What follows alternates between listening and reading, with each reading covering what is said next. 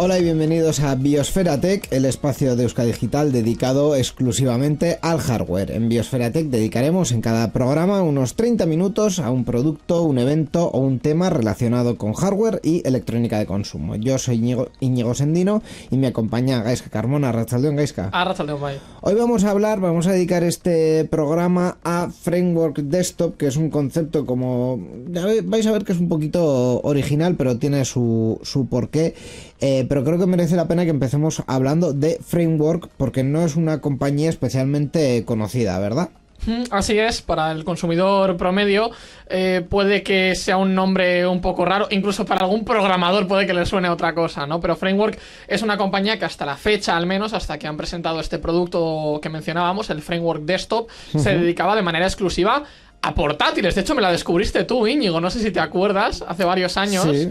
Porque Framework como tal tiene cosa de 3 años en el mercado. Sí. Creo que se lanzó hace un poquito más de 3. Y su objetivo, ¿no?, es traer de vuelta y mejorar la modularidad en los dispositivos electrónicos. Vemos cada vez más, por contextualizar, cómo la gente compra portátiles, que ya no es que no sean modulares a un punto, digamos, muy interno, porque podemos llegar a entender que no sea sostenible para las compañías, sino que cada vez vemos más portátiles con RAM soldado a placa. Incluso Apple se está pasando al almacenamiento también soldado a placa, que impide ya no solo aumentar las capacidades del propio dispositivo con el paso del tiempo, porque puede que sea necesario, sino poder modificarlas, poder sustituirlas, poder arreglarlas en caso de que sea necesario, ¿no?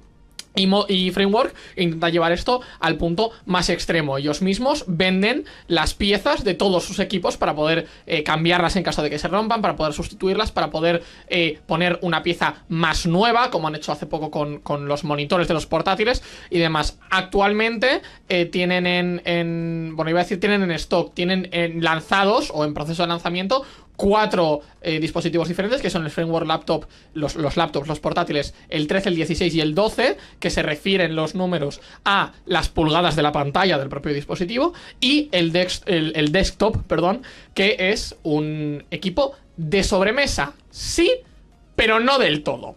Es decir, tenemos un portátil en una torre. ¿Qué queremos decir con esto? Nosotros estamos acostumbrados a ver en torres ATX, torres micro ATX, torres mini ITX, unos formatos de placa estándares a los que se le pone una CPU, un disipador y todas las piezas que ello conlleva, ¿no? Almacenamiento y demás. En este caso, lo que tenemos es un chip de portátil en un equipo de sobremesa, pero intentando cumplir con todos los estándares posibles. Es decir, la caja en la que está metida, el propio chasis, digamos, es mini ITX, y la placa que está dentro metida, en la que está soldada la CPU, porque así es como se hacen los portátiles, no, en este caso no han podido hacerlo en socket, también es mini ITX la propia placa. AMD les ha dicho, porque el chip que lleva puesto es un AMD, AMD les ha dicho a los chicos de Framework que no podían poner un socket para el chip, porque el chip, al ser un chip de portátil, va soldado a las placas. Ok, hasta cierto punto comprensible. Pero ¿qué es ¿cuáles son otros puntos positivos que tiene? Por ejemplo, que la disipación del propio chip, de esa disipación se encarga un disipador, lógicamente de cobre, que está prediseñado, pero el ventilador que lleva ese disipador es un ventilador estándar de 120 milímetros, lo cual permite poder cambiarlo, poder poner otro en caso de que se rompa, sin necesidad de andar buscando sustitutos en tiendas poco fiables. Hemos comentado ya que llevan chips AMD. Los chips, para ser exactos, AI Max tiene dos opciones: el chip 385 y el Max Plus 395, que están diseñados principalmente para tareas de inteligencia artificial y para videojuegos a un nivel muy alto. Es decir, estamos hablando de que llevan gráficas integradas, no llevan gráficas dedicadas, llevan gráficas integradas, pero son gráficas integradas muy potentes, capaces de competir con la gama media de las gráficas dedicadas existentes, por además una fracción del consumo, que es el otro punto interesante, ¿no? Aparte de esto, ¿qué tenemos también? Si conocéis Framework, bueno, digamos que lo tendréis conocido, ¿no? Los módulos que incluyen en sus portátiles para poder poner la conectividad que nosotros queramos. Los portátiles tienen unos puertos en los que se enchufan unos modulitos pequeñitos que nos permiten convertir un tipo C a lo que nos dé la gana. Ya sea un HDMI, ya sea un USB tipo A, ya sea un mini jack de combo de micrófono y altavoces, Sí. lo que sea. Pues esta torre también lleva esos huecos, lleva 2 huecos delante para introducir 2 de esos módulos. No nos permiten, por ejemplo, salida de vídeo por el frontal, comprensible, pero nos permiten poner, eso como hemos dicho, USBs y demás tipo de conectividad. Una cosa además muy interesante, Ñu, y que creo que además a ti te va a hacer bastante ilusión, es que el volumen total es de tan solo 4,5 litros. Es muy, muy pequeñito y de hecho una de las... Sí, la verdad que es muy pequeño. Es poco más que una placa ITX, vamos. Sí, básicamente, o sea, está diseñado pues igual que las cajas mini TX, tal y como se diseñan, aunque sí que es cierto que las cajas mini TX suelen estar diseñadas para poder encajar gráficas de todo tamaño. En este caso, a pesar de que la placa mini TX sí que es cierto que tiene una ranura de PCI Express, la gráfica que se podría llegar a meter en esa ranura es bastante más pequeña. No está diseñada precisamente para meter una gráfica porque el propio chip no lo requiere. Es un chip súper potente que permite poder jugar, luego hablaremos de ello, pero que permite poder jugar sin comprometer absolutamente nada. Y ese es el punto, yo creo, interesante. De hecho, cuando presentaron el framework desktop en la presentación que hicieron, mencionaban y ponían como punto muy muy importante que era un equipo que tú podías meter, porque además en la parte de arriba hay un hueco para poner un asa, y mencionaban que era un equipo que tú podías meter en tu mochila y llevártelo a una LAN party. Hicieron como mucha énfasis en las LAN parties, ¿no? Porque parece ser como que en Estados Unidos ahora hay un repunte de LAN parties. Sí, estamos viendo que de repente están como muy con el rollo de las LAN parties. En España igual no tanto, pero allí se están haciendo a un nivel muy, muy interesante. El otro punto interesante que implica también esta torre es que al ser un estándar mini TX, en el momento en el que finalice el ciclo de vida de la CPU que lleva en este caso, pues podemos perfectamente reutilizar la caja y todo lo que lleva incorporado con ello para poner otra placa mini TX y que funcione sin ningún tipo de problema, sin comprometer nada. Y eso es, yo creo, una cosa bastante interesante.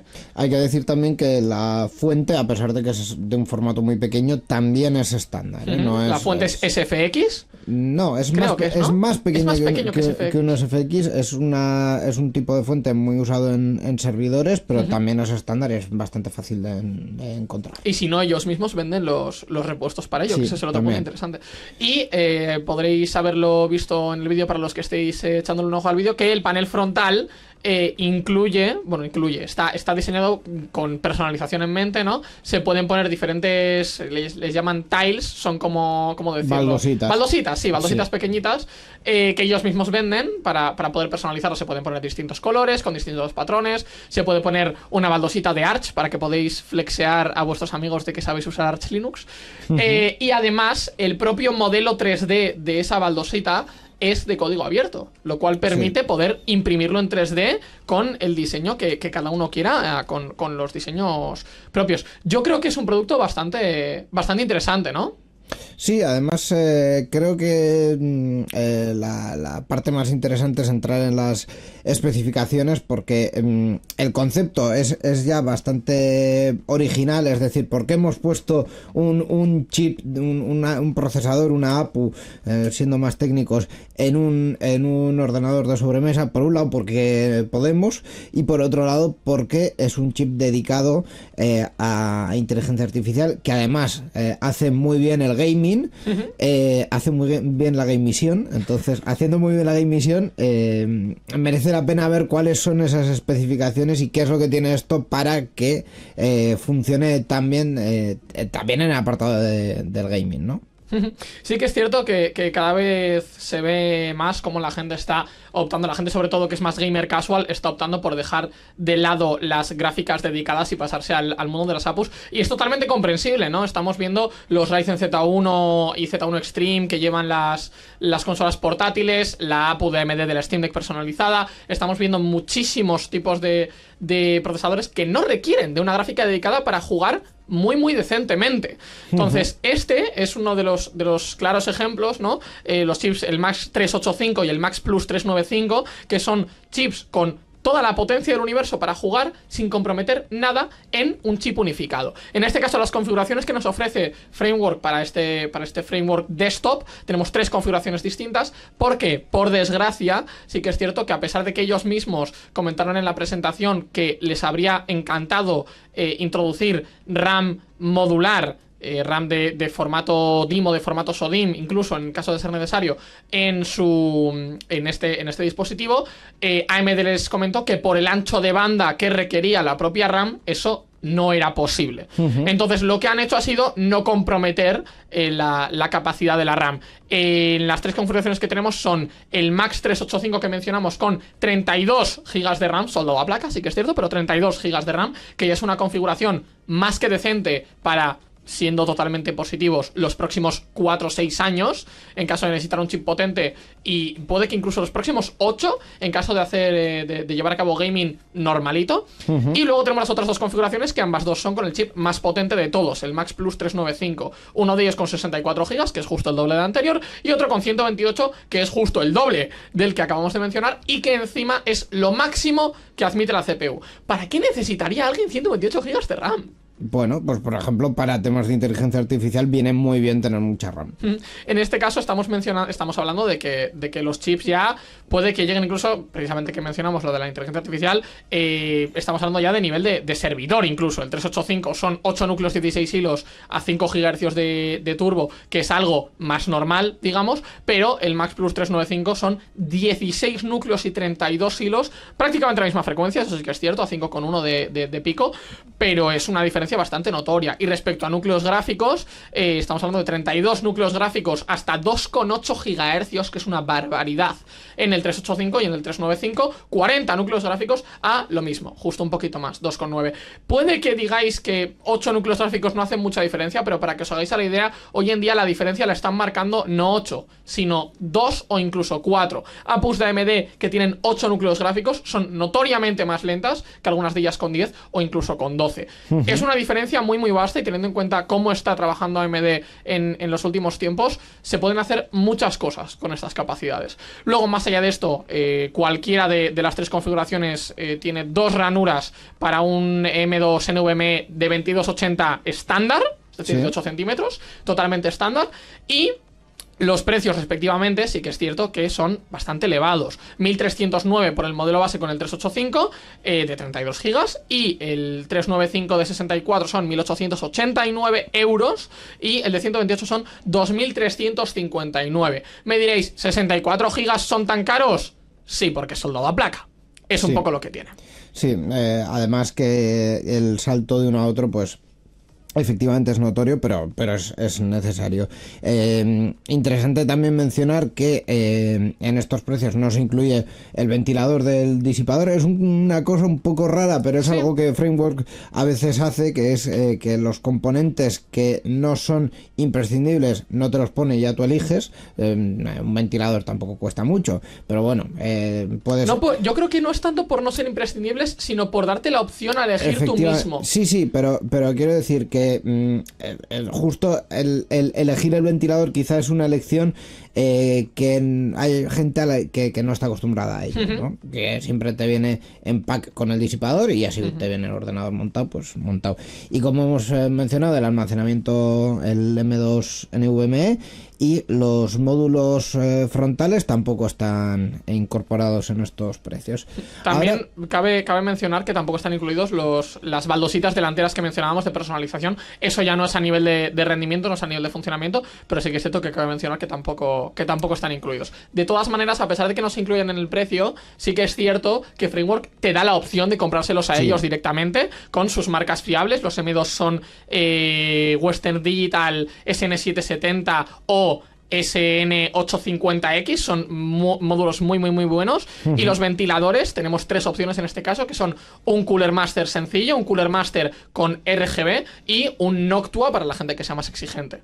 Pero nos dan la opción de que efectivamente lo compremos nosotros por nuestra cuenta. De hecho, hay muchos de estos módulos que la propia gente de Framework nos invita a que nosotros encontremos ofertas más baratas fuera de su tienda.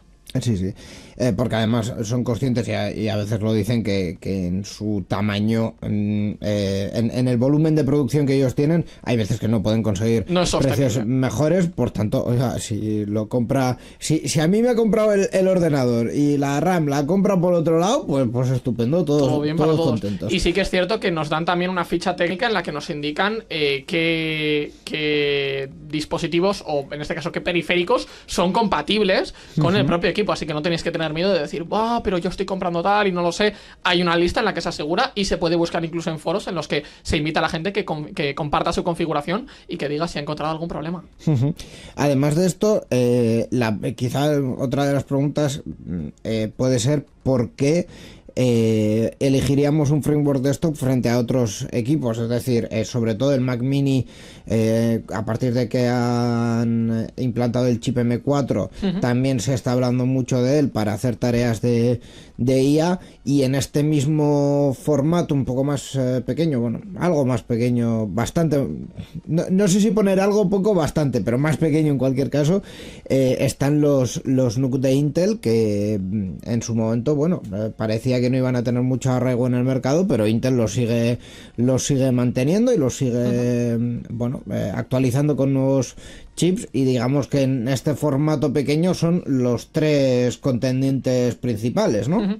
Cierto es que hay una cosa muy importante a mencionar, y es que así como tanto el NUC como el Mac Mini pueden competir respecto a tamaño, el framework desktop es notoriamente más grande. También es cierto que eso es en gran parte por los estándares, porque la placa es Mini TX. Una placa Mini TX es más grande que un Mac Mini o con un Intel NUC. Tiene que ser mínimo de 22 por 22. Claro, efectivamente. Aparte de todo lo que tenga que entrar, incluyendo fuente de alimentación, incluyendo además, por ejemplo, un dato positivo, una característica positiva que puede tener el framework, y es que el conector, el conector de alimentación que lleva la fuente de alimentación es estándar también. En cambio, un Intel NUC y un Mac Mini pues no lo son. Sí que es cierto que muchas veces se pueden cargar por tipo C. Hoy en día ya el Thunderbolt está implantado prácticamente en todas partes, pero en el caso del NUC, por ejemplo, los últimos que he visto yo al menos, el puerto de carga per se que viene, a pesar de que se pueda cargar por tipo C, no es estándar.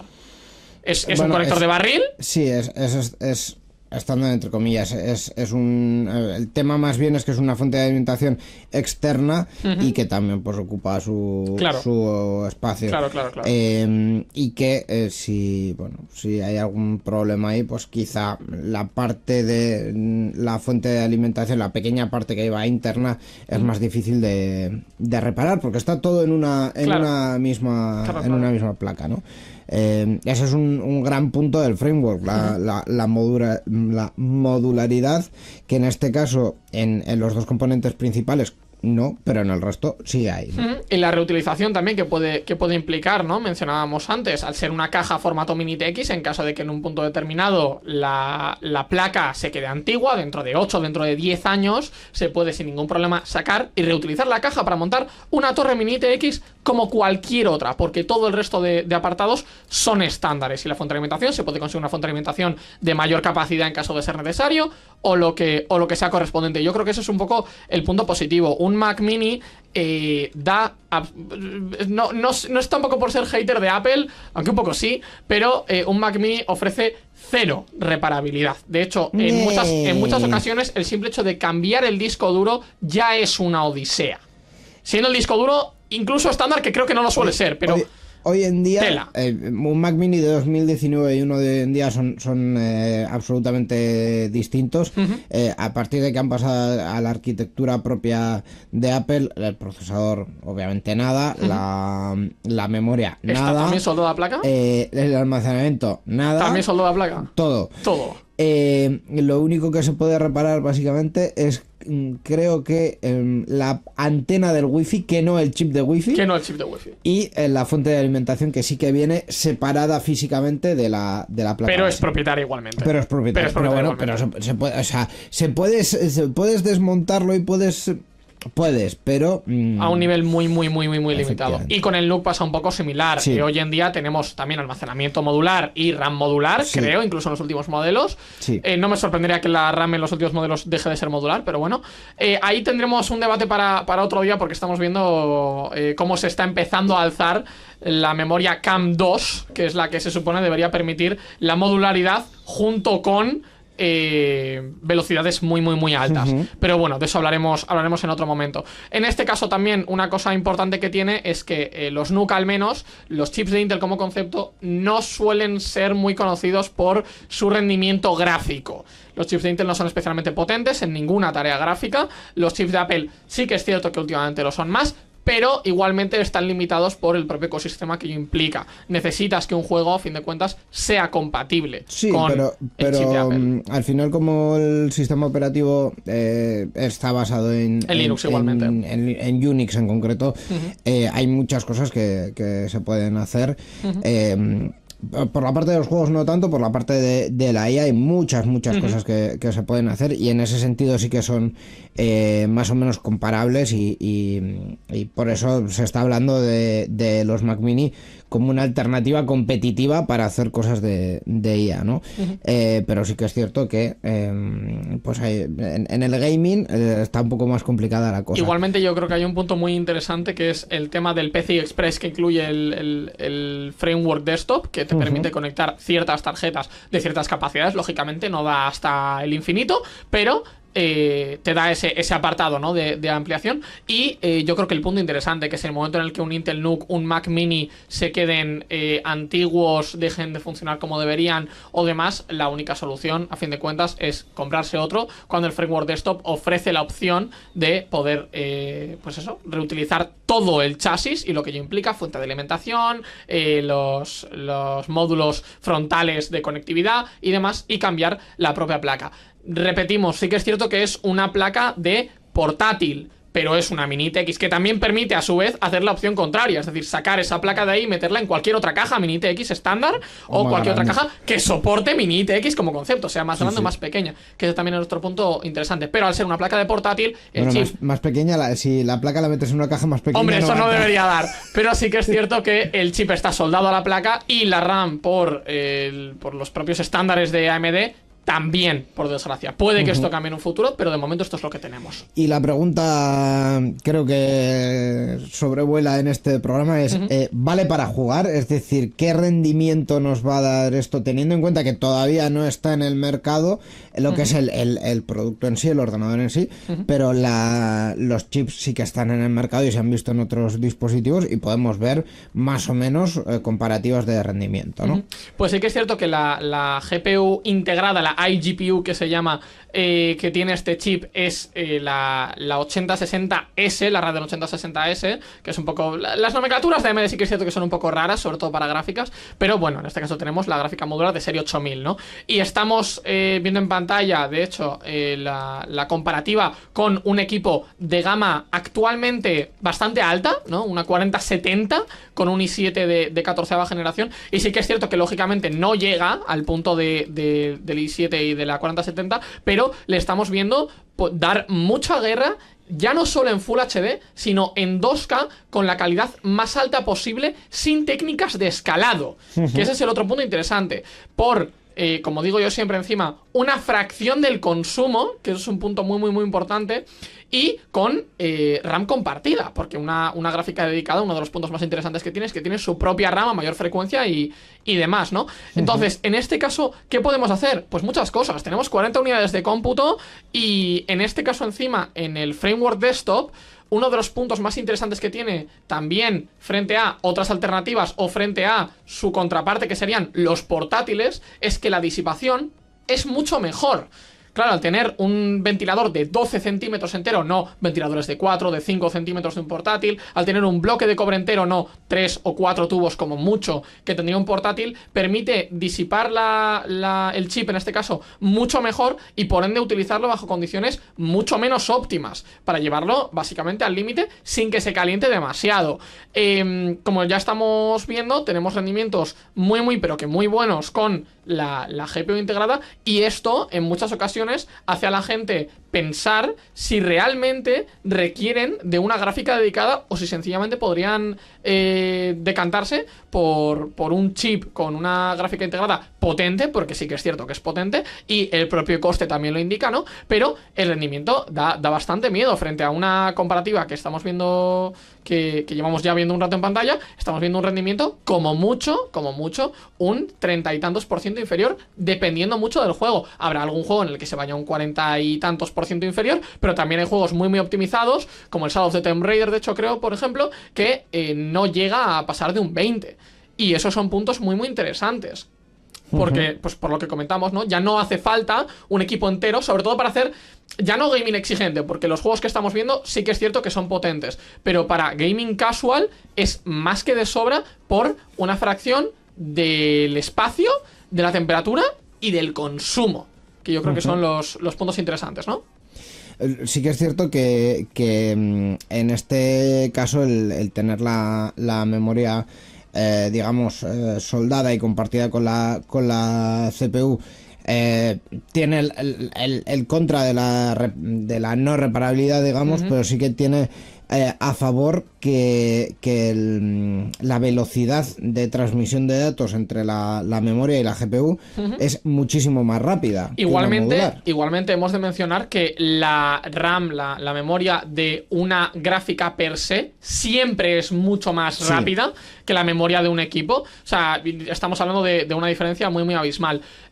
Por poner un ejemplo absurdo, mi 3060 tiene una velocidad de memoria de, creo que son 8000, ahora le he hecho un pequeño overclock, sí que es cierto, pero creo que tiene 8000 megahercios de memoria, cuando mi equipo tiene 32 gigas de RAM a 3600. Estamos hablando de más del doble. Es una diferencia muy abismal. Entonces, en este caso sí que es cierto que con el tipo de memoria que lleva, que es el LPDDR5X, creo que las velocidades que se alcanzan son de más de 8000 megahercios en la propia memoria del sistema, lo cual permite que el propio sistema sea más rápido, pero a su vez poder usarla como memoria de gráfica. Yo creo que ese es un poco el desarrollo tecnológico que era necesario, ¿no? Para poder tener APUs realmente competitivas necesitábamos memoria mucho más rápida. Y eso es un poco a lo que se está llegando. Veremos si con el paso del tiempo conseguimos que esta memoria pueda pasar a ser modular, como hemos dicho con el CAM 2 y demás.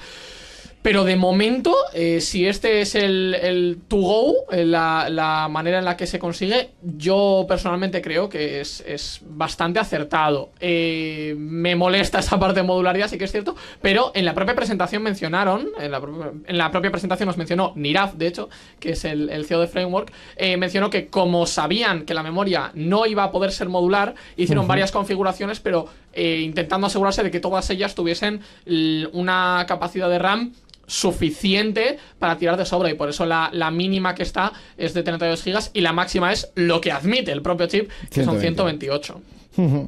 Pues este ha sido un poco el vistazo a este producto, que es el Framework Desktop, que como hemos dicho todavía no está a la venta, está en pre-order, y lo que se prevé es que para septiembre por ahí esté ya a la venta, bueno, enviándose, digamos. Framework por lo general tiene una tasa de envío, creo que se envía de hecho en 5 días laborables. Sí, pero una vez que ha pasado todo el pre-order y todo el primer volumen de pedidos, ahora mismo están lo que se pide ahora enviándolo para septiembre, y ya cuando llegue septiembre ya veremos si sigue habiendo cola o todavía no. Lo más probable es que todavía que ya no, pero bueno, de momento, si queréis echarle un ojo, están las especificaciones. Suelen tener stock, sí que es cierto, tampoco suelen tener problemas de stock, por lo que hemos comentado al principio. No son una empresa especialmente conocida. Y a pesar de que muchos digan que en el apartado de precio sean un poco largos, cierto es que lo que, digamos, es un poco triste decirlo, ¿no? Pero por lo que se paga es principalmente por la modularidad que ofrecen los productos. Pues esto ha sido este vistazo y esto ha sido este episodio de Biosfera Tech, que esperemos que os haya gustado y en el que volveremos a hablar en el próximo de más cuestiones de hardware. Hasta la próxima, Gaizka. Nos vemos. Agur.